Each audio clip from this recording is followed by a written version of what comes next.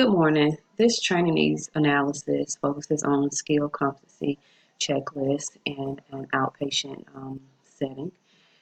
Needs assessments are usually done when companies are looking to start new programs, are looking for training ideas. Companies try to keep that in line with um, figuring out where to grow and where to go from the future. So this presentation is focusing on the skills competency checklist that nurses must complete during orientation as well as annually for review.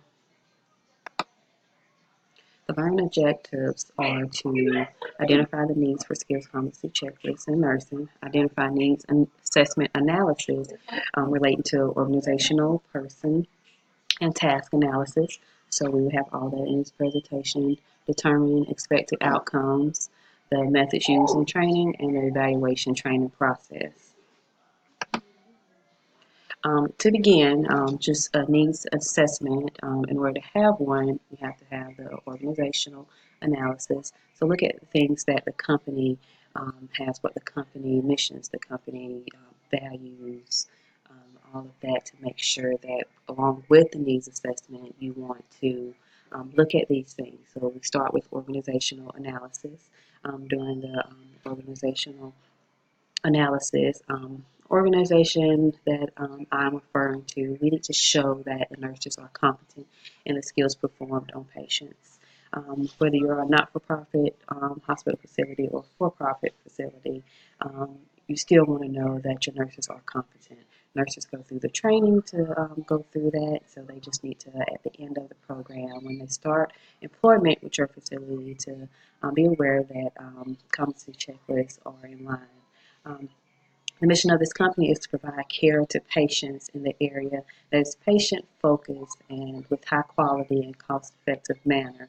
So with the cost-effective manner, the organization wants to see that with this learning tool, just trying to go along with the needs assessment for the organization, that is there a cost associated with it? And for this, you'll see later on in the presentation that is not any additional cost relating to the skills checklist. The annual skills competency checklists are required to achieve the goals and objectives in organizations to help develop human capital. The human capital are the nurses. The nurses take care of the patients. So we want to make sure that the nurses are competent in their areas. The managers in the outpatient facilities, they've identified the need for additional training in the form of the skills checklist. The skills checklist, why it's coming back now is because they were not done consistently. So during the monthly round-in and interview sessions with employees, the managers were seeing that the nurses were saying things like that. They were not, they felt the orientation process was broken, the annual evaluation process was broken. So we want to go through ways to figure out how we can get things back online. So the support is there for the managers and employees. For organizational analysis, just to step back to that, organizational analysis, you want to have three things. So there's the company's strategic direction, the support of the managers, and the employees' training and training resources. So the support is there with the managers. They have what they needed from the monthly rounding. The clinical coordinator will conduct the skills checklist for the clinics and an in-house resource. So no additional resources or costs from outside vendors or consultants are needed for this project to work.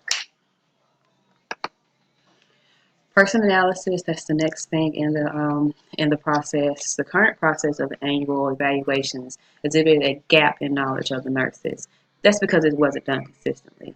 So in order for person analysis, you want to identify areas to consider during this phase are the personal characteristics. Do the nurses have what's needed within themselves and their characteristics to accept the changes? Do they have the knowledge, skills, ability, and attitudes for that? The inputs that come in and relate to the resources that the employees need to help with the learning.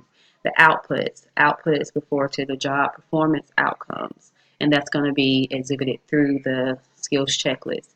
Feedback and consequences So for consequences, the type of rewards, that's the annual evaluation process and merit raise. If you perform the skills checklist appropriately, that's part of your evaluation for and feedback. We always want to know from employees that we get efficient feedback so we know moving forward what we should do. And this sets the stage for the training methods. Who needs to be trained and are they ready for it? Just to know who's ready for it. With task analysis, you have four primary steps for task analysis: the job to be analyzed, which is the nurses, the list of tasks or what's needed through observation. So that's going to be the skills checklist, and we see that the failures were seen through observation. The third thing is the checklist for 30-day organization, and then annually, that is the validate that the tasks were done, how frequently, who's performing them, how, was it difficult, and the last thing, after the most important tasks have been identified, that you want to identify the important knowledge, skills, attitudes, and other requirements. So to accomplish tasks, the nurse needs knowledge, skills, ability, and other requirements to complete the skill competencies. Expected outcomes. So this is the actual process. The preceptor spends 30 days with the nurse for orientation and training. At that point, they are let out into the outpatient clinic.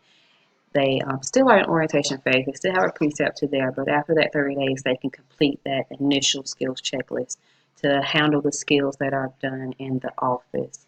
The annual skills checklist thereafter. So after that evaluation, for those employees that's already been there that didn't have to go through this orientation during this time, they will have the annual skills checklist thereafter. The methods used in training, that is the next step in the process. So with the methods, the observation method was used in the needs analysis assessment. And during training, it's best for nurses to learn the skills. So during that time, the preceptor is showing them, they're going through the process to see it all. The clinical coordinator is the skilled person for it in training, and they do the observation, show the proper assessment. That's the preceptor for all the clinics. They use the checklist as a guide to the items used within the training. Here, I wanted to show real briefly, there's an example of a skills checklist. It's just a generic skills checklist that we use.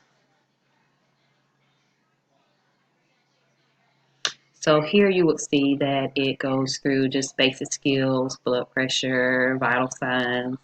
Then it gets to more identified within the different systems. So then you have the different systems to go through. So this is just a guide that that nurse or clinical coordinator can use during it. To evaluate the training process, you complete the checklist.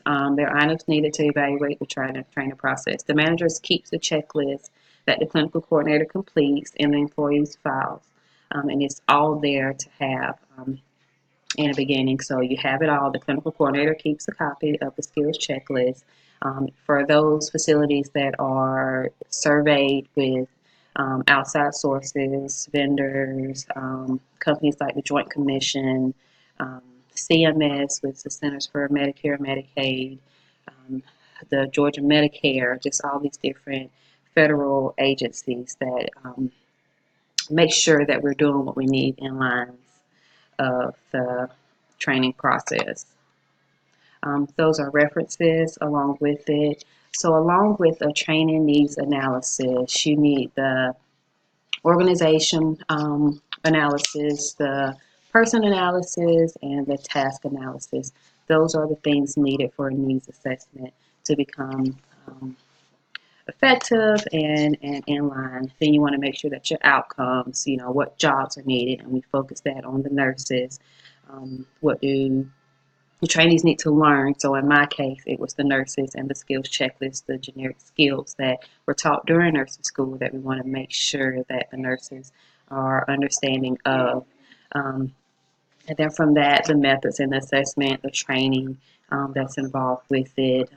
The point of training is to make sure that that person's ready for it so they can accept it and keep it and move it forward. And for managers and in higher places, they need to keep a reference of it, to go back with it, to make sure that they do what they need to do to make it happen.